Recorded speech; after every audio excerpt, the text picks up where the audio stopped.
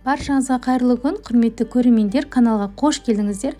Бүгін сіздермен өте дәмді Орео тортының рецептімен бөлісемін. Видеоны соңына дейін көріп, пікірлеріңізбен бөлісе отырыңыздар.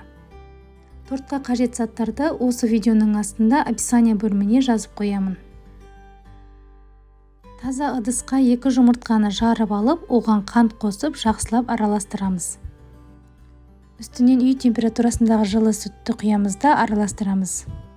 Сұйық заттарды араластырып алдық. Енді құрғақ ингредиенттерді ұн, какао, шым-шым, тұз, қопсытқышты қосып, жақсылап араластырып аламыз да, оны жаңағы сұйық массаға 2-ге бөліп салып, бір елкі болғанша араластырамыз.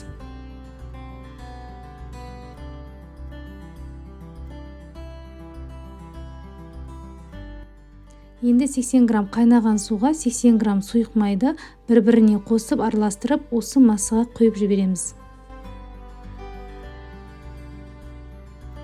Дайындап алған массаны противеньге қоямыз. Бетін бірдей етіп жайпалап, Орео печеньесін турап, бетіне сеуіп шығамыз.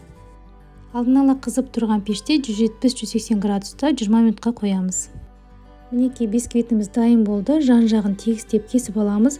Ортасынан теңдей етіп 2-ге бөліп аламыз да кремін жасайтын боламыз. Ол үшін алдымен ірімшіктелген сүзбеге қантты қосып миксерлейміз. Ірімшіктелген сүзбені мен айраннан жасап алдым. Егер сіздерге де рецепті керек болса, астына комментарий бөліміне жазып қойыңыз. Ескеріп, сіздер үшін жасалу жолын көрсетемін. Осы массаға 33%-дан жоғары сливки қосамыз. Видеода көріп тұрғандарыңыздай масса шығуы керек. Осыған үгітілген Орео печеньесін қосып араластырамыз.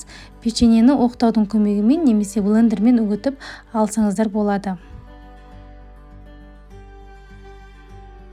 Енді тортымызды жинаймыз. Кремнің жартысын салып, шпателмен тегістеп түзулеп шығамыз. Сосын екінші бетін жауып, оның да бетіне жан-жағына жағып шығамыз.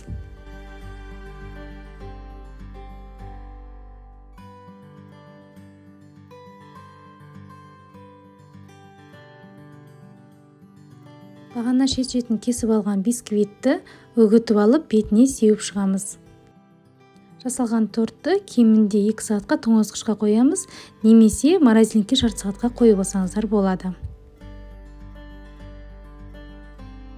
Мінекей біздің пирожныйымыз дайын болды. Көріп тұрғандарыңыздай жасалуы қиын емес. Жасап көріңіздер, дәмі өте керемет дәмді болып шығады. Каналға тіркеліп, лайк басуды ұмытпаңыз. Назарларыңызға көптен көп рахмет. Сіздермен болған Айгерім.